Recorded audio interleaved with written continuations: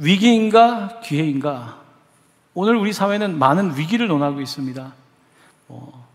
환경의 위기, 경제 위기, 가정의 위기, 우리가 많은 위기를 이야기하고 있지만요, 가장 심각한 위기를 목회자 입장에서 말한다면 우리 영혼의 위기입니다. 우리의 영혼, 사람들에게 영혼에 대한 관심이 점점 사라지기 시작했습니다. 우리나라는 계속해서 자살률이 줄어들질 않습니다. 2022년에 자살 사망자 수가 1만 2,906명입니다. 통계 들어가지 않은 사람들도 있겠죠. 1만 2,906명이면 하루에 35.4명, 시간당 1.5명입니다. 1시간당, 오늘도 지금 제가 예배를 3부까지 드리고 있는데 시간당 따진다면 벌써 오늘도 5명은, 이 오전에 5명은 이미 목숨을 잃은 것입니다. 실제 자살 성공률을 10% 정도 봅니다. 그러면 자살을 시도한 사람은 15만 명 정도 되는 것입니다. 굉장히 많은 사람들이 삶의 끝자락에서 영혼의 아픔을 겪고 있는 것이 오늘의 현실입니다. 오늘 우리의 위기는 이 영혼의 위기라고 할 수 있는데, 이 영혼의 위기는 사실 우리의 책임입니다. 교회의 책임이고 또한 목회자의 책임일 것입니다. 영혼을 잘 돌봐야 되는데 우리 성도들의 영혼, 또한 우리 가족들의 영혼, 우리 이웃들의 영혼, 또한 우리가 닿지 않는 그 나라들의 영혼, 그것들을 보아야 될 것입니다. 그럼에도 불구하고 교회는 스스로가 여러 가지 갈등과 어려움 속에서 앞을 향해서 경주하는 것이 아니라 마치 뒷걸음을 치고 있는 것 같습니다. 한국 교회의 위기가 심각하다는 것은 누구나 알고 있습니다. 그런데 한국 교회만이 아닙니다. 지난 25년 동안 미국 교회는 상당히 큰 위기와 아픔을 겪고 있습니다. 지난 25년, 최근 25년 동안에 4천만 명이 교회를 떠났습니다. 미국의 인구가 3억 4천 정도 되는데 4천만 명이면 거의 15% 정도 해당되는 인구가 이제 교회에 무관심하게 떠나게 된 거죠. 우리나라도 가나안 성도를 이야기하지만 미국에도 그 현상이 계속해서 나타나고 있습니다.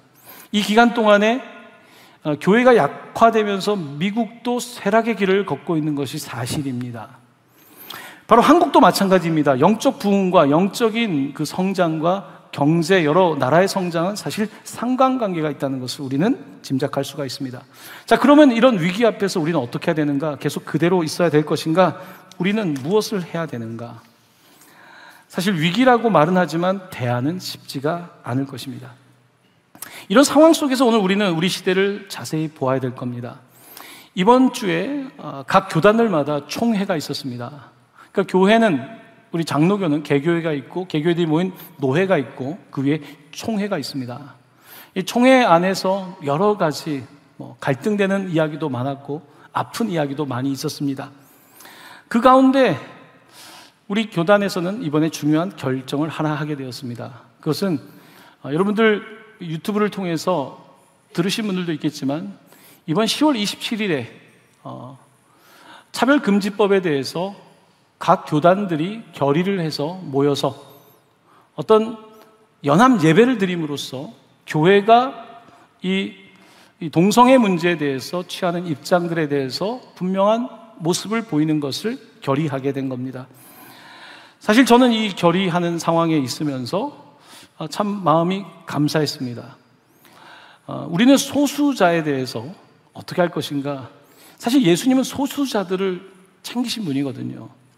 이 문제가 사실은 우리에게 쉬운 문제가 아닙니다만, 하지만 분명한 것은 우리는 소수의 인권도 존중하지만 우리에게는 하나님의 권리도 중요합니다. 사람의 권리와 신권도 있지 않습니까? 하나님은 세상을 하나님의 질서대로 창조하셨고 남자와 여자를 만드셨고 하나님이 만드신 패밀리라고 하는 기초가 있는 것입니다. 이와 같은 부분에 대해서 우리가, 다른 사람은 어떻게 생각하든지 수많은 의견이 있을 수 있지만 교회가 우리가 믿는 것을 말하지 않는다면, 우리가 우리의 입장을 말하지 않는다면 그것은 어쩌면 잘못된, 어떻게 보면 기회를 놓칠 수 있는 일이기 때문에 이번에 이 문제 앞에서 정치적인 서로의 입장 같은 것들은 떠나서 함께 모여서 예배한다라고 하는 귀한 결의를 하게 되었습니다.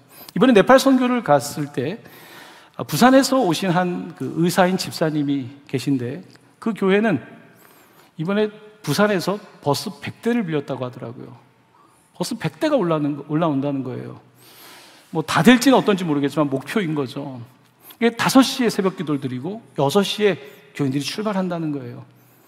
여러분, 그만큼 오늘 우리가 이 문제 앞에서 같이 우리의 목소리를 내겠다는 그 마음이 중요한 것입니다. 교회가 많이 갈라진 이때에, 서로가 교단도 많아진 이때에 오늘 우리는 이 문제 앞에서 목소리를 내는 것, 그리고 이 부분에 대해서 반대의 목소리를 내는 것, 그것이 의미 있는 일일 것입니다.